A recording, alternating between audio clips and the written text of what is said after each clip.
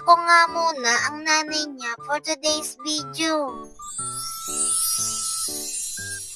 Kagigising ko nga lang kaya nag-toothbrush muna ako dahil amoy utot na yung hininga ko. Rest day ko nga ngayon kaya anong oras na ako nagising? 6:30 pa lang naman to pero sa akin ay tanghali na to. Hindi nga yun sign of aging, Mare, dahil sanay nga ako gumising ng alas 3 at alas 4. Hindi nga kagaya ng isa dyan na pag nagising ng alas 10 ay maaga daw siyang nagising. Nagkape nga muna ako dito bago ako magpatuloy sa buong araw na to. Shoota, Mare, hindi ko na talaga alam kung anong lahi ng kapatid ko. Aswang ka ba talaga o dati kang unggoy? Pandalas ka kasi ng hugot ng lisa sa gigilid. Tapos nang magkape si mama kaya inumpisahan niya ng magwalis dito sa kanan. Habang ako naman nga ay inuna ko yung bugasin dito na inabot na ng umaga. Shoota, Mare, kung tao lang to ay may kabag to panigurado. Ibabad ko ba naman magdamag sa tubig? Ikaw ba, Mare, naghugas ka na ba ng pinggan? Pagkatapos ko nga maghugas ng pinggan ay winalasan ko na rin dito sa may garahe. Wala naman nga kaming kotse na ipaparada dito kaya tinatambayan na lang namin at ginagawang sampayan. Shout out nga sa mga kagaya namin dyan na inuubos na lang yung damit sa sampayan. Pasungkit-sungkit na lang, Mare, pag magbibihis. Isinunod ko naman nga itong ibabaw ng drawer. Madami nga ditong anek-anek na nakalagay kagaya nitong skincare na hindi ko naman nagamit. Kasama pa nitong karton na wala namang laman kundi basura. Ewan ko nga talaga sa nanay ko kung bakit ang hilig magtabi ng mga ganito. Yung nanay ko nga ang hilig magtabi ng mga bagay-bagay na hindi naman na pinapakinabangan. Yung tipong pag hinalughog mo yung bahay namin, mas marami ka pang makukolektang basura kaysa mapapakinabangan pa. Minsan nga lang akong sisipagin, kaya ito todo ko na. Kagaya na lang itong maliit na drawer, ang laman ay putol na suklay wire at wala namang ulo.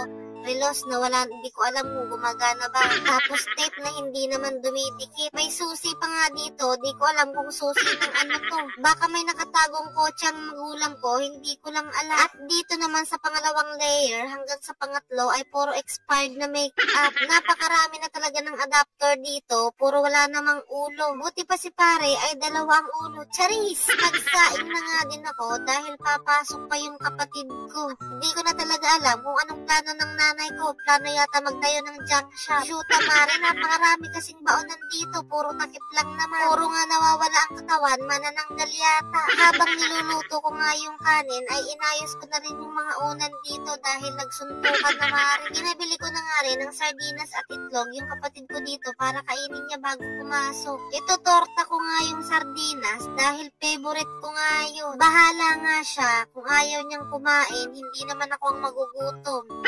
Mekos ko nga lang yung itlog bago ko ihalo dito sa sardinas at idudurog-durog. Parang ikaw, Mare, pagkatapos kanyang paikot-ikutin ay dinurog-durog yung puso mo.